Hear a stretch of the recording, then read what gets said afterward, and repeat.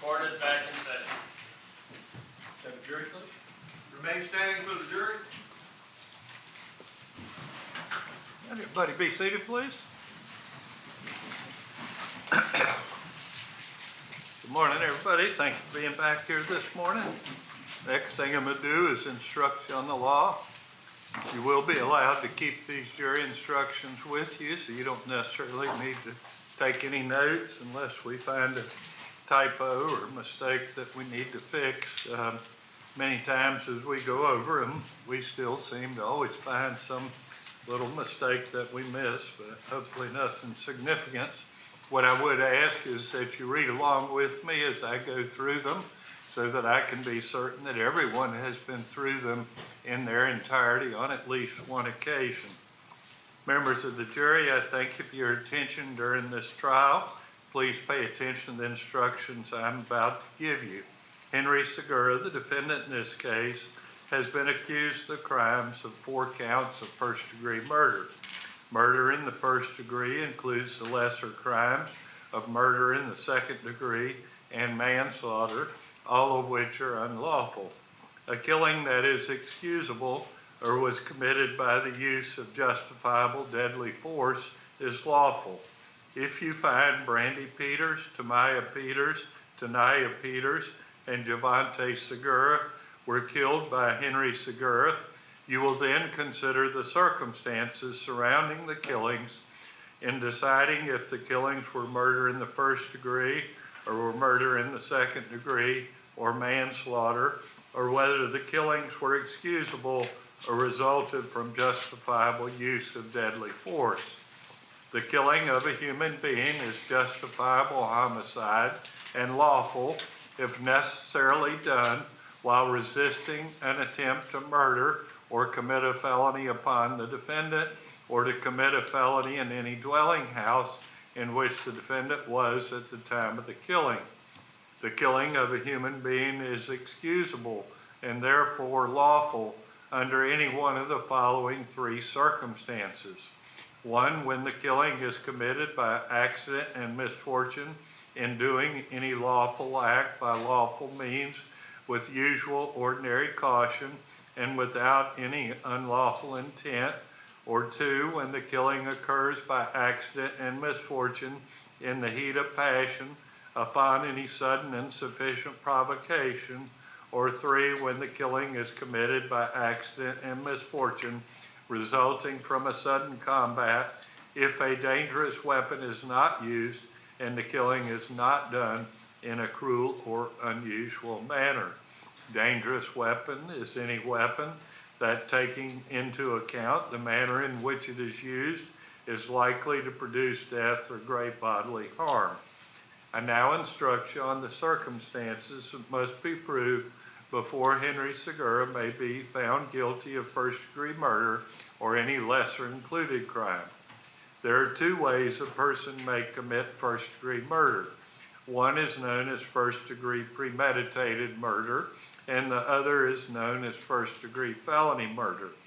The state has alleged both theories as to counts 2, 3, and 4.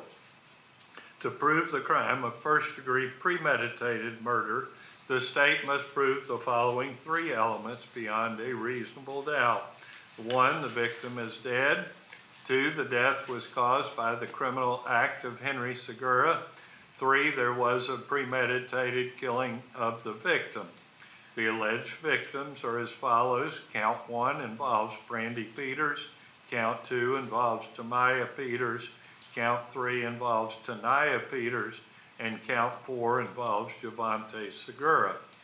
An act includes a series of related actions rising from and performed pursuant to a single design or purpose. Killing with premeditation is killing after consciously deciding to do so. The decision must be present in the mind at the time of the killing. The law does not fix the exact period of time that must pass between the formation of the premeditated intent to kill and the killing. The period of time must be long enough to allow reflection by the defendant. The premeditated intent to kill must be formed before the killing. The questioning of premeditation is a question of fact to be determined by you from the evidence. It will be sufficient proof of premeditation if the circumstances of the killing and the conduct of the accused convince you beyond a reasonable doubt of the existence of premeditation at the time of the killing. If a person has a premeditated design to kill one person and in attempting to kill that person actually kills another person, the killing is premeditated. To prove the crime of first-degree felony murder, the state must prove the following three elements beyond a reasonable doubt. 1, victim is dead. 2, while engaged in the commission of another human being, Henry Segura caused the death of victim. And 3, the defendant was the person who actually killed victim. This theory only applies to counts 2, 3, and 4. In order to convict the defendant of first-degree felony murder, it is not necessary for the state to prove that the defendant had a premeditated design or intent to kill. In considering the evidence, you should consider the possibility that although the evidence may not convince you that the defendant committed the main crime of which he is accused, there may be evidence that he committed other acts that would constitute a lesser included crime or crimes. Therefore, if you decide that the main accusation has not been proved beyond a reasonable doubt, you will next need to decide if the defendant is guilty of any lesser included crime. The lesser crimes indicated in the definition of first-degree murder are second-degree murder and manslaughter. To prove the crime of second-degree murder, the state must prove the following three elements beyond a reasonable doubt. 1, victim is dead. 2, the death was caused by the criminal act of Henry Segura. And 3, there was an unlawful killing of victim by an act eminently dangerous to another and demonstrating a depraved mind without regard for human life.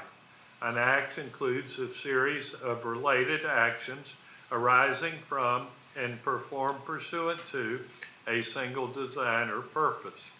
An act is eminently dangerous to another and demonstrating a depraved mind if it is an act or series of acts that a person of ordinary judgment would know is reasonably certain to kill or do serious bodily injury to another and is done from ill will, hatred, spite, or an evil intent, and is of such a nature that the act itself indicates an indifference to human life.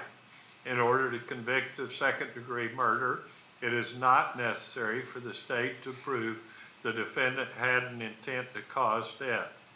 To prove the crime of manslaughter, the state must prove the following two elements beyond a reasonable doubt.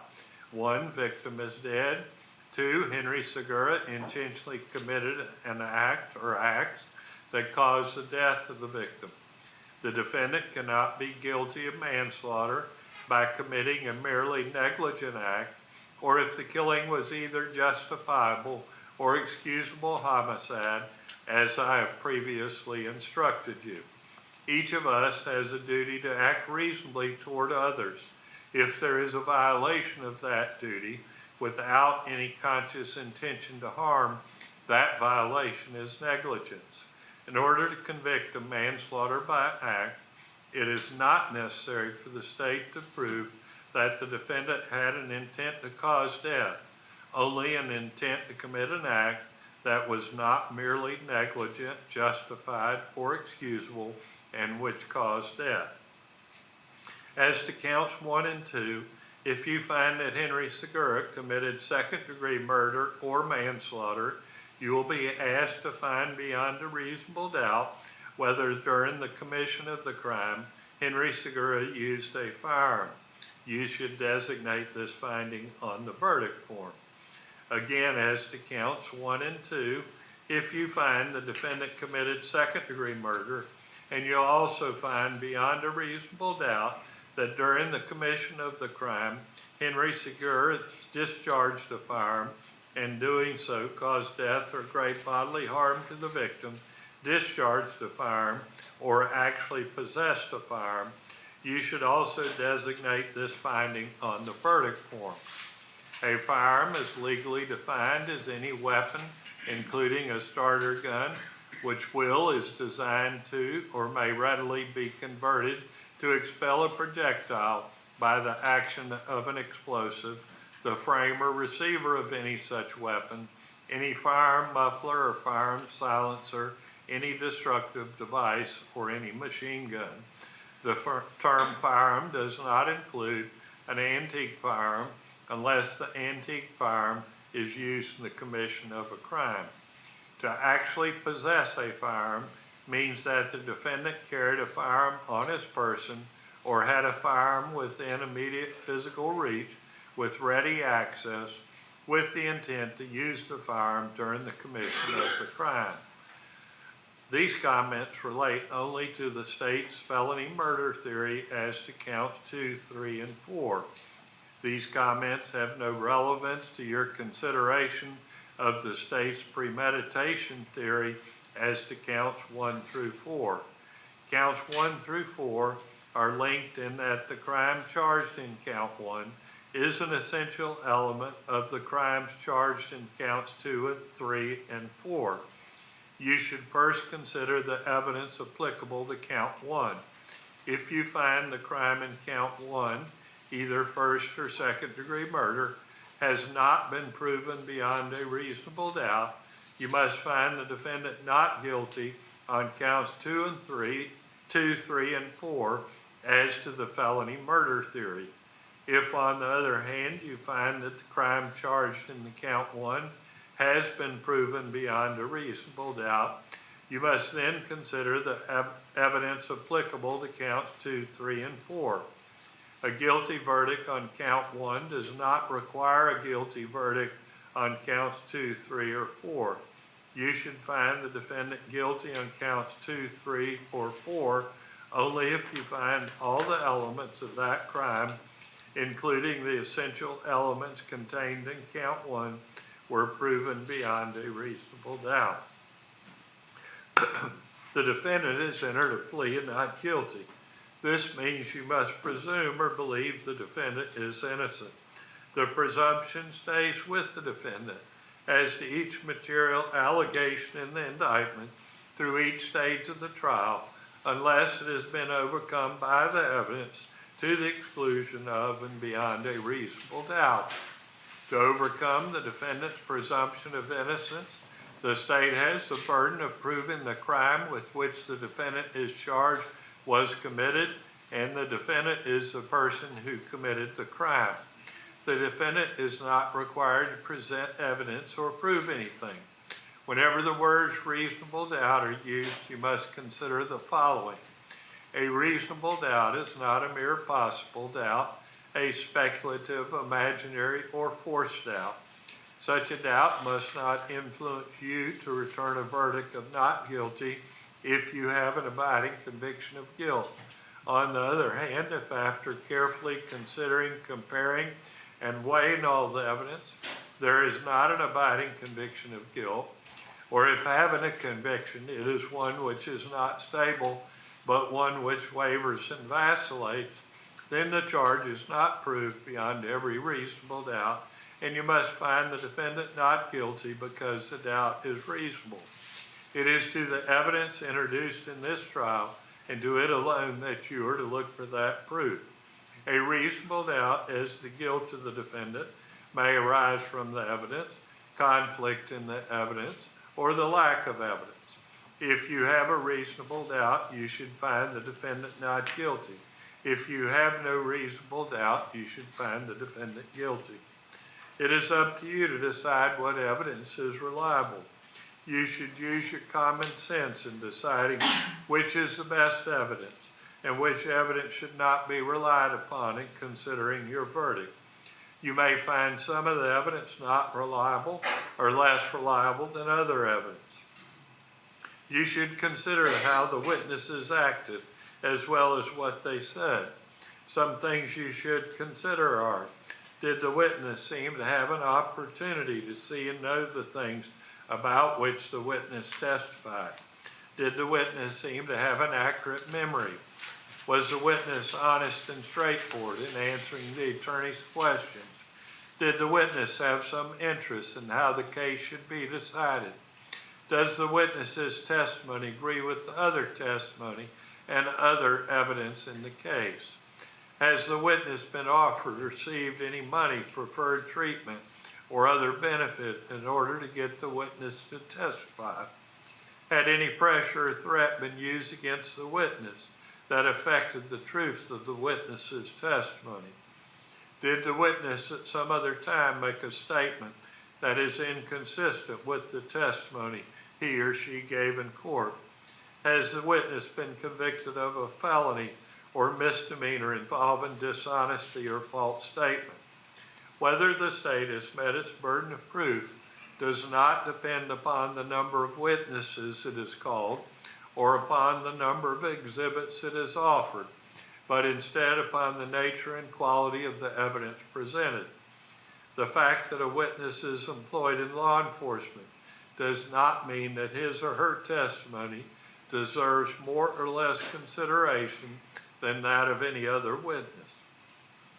Expert witnesses are like other witnesses with one exception. The law permits an expert witness to give his or her opinion.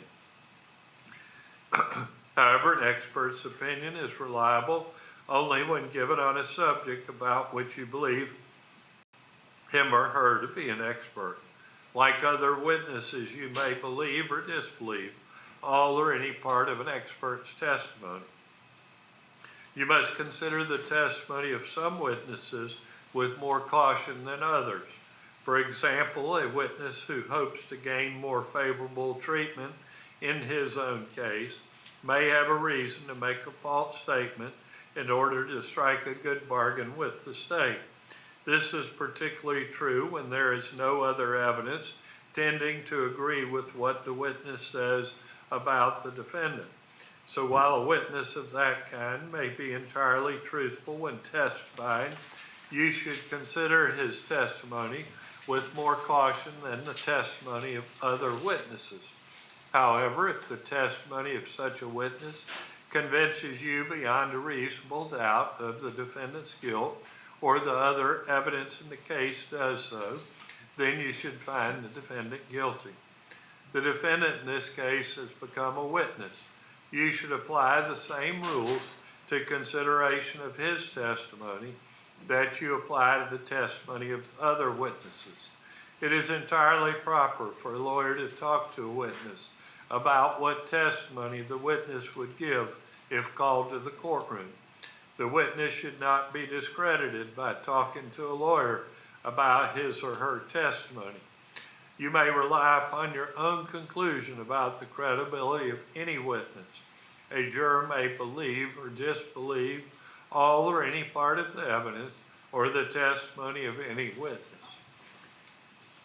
A statement claimed to have been made by the defendant outside a court has been placed before you. Such a statement should always be considered with caution and be weighed with great care to make certain it was freely and voluntarily made. Therefore, you must determine from the evidence that the defendant's alleged statement was knowingly, voluntarily, and freely made.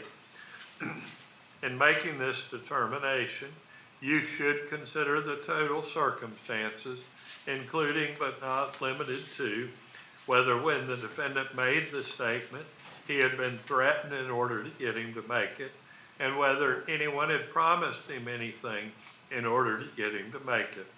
If you conclude the defendant's out-of-court statement was not freely and voluntarily made, you should disregard it. These are some general rules that apply to your discussion. You must follow these rules in order to return a lawful verdict. You must follow the law as it is set out in these instructions. If you fail to follow the law, your verdict will be a miscarriage of justice. There is no reason for failing to follow the law in this case. All of us are depending upon you to make a wise and legal decision in this matter. This case must be decided only upon the evidence that you have heard from the testimony of the witnesses and have seen in the form of the exhibits and evidence in these instructions. This case must not be decided for or against anyone because you feel sorry for anyone or angry at anyone. Remember, the lawyers are not on trial. Your feelings about them should not influence your decision in this case.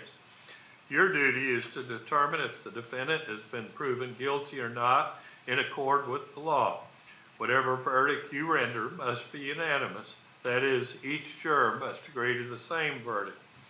The jury is not to discuss any questions that jurors wrote that were not asked by the court and must not hold that against either party.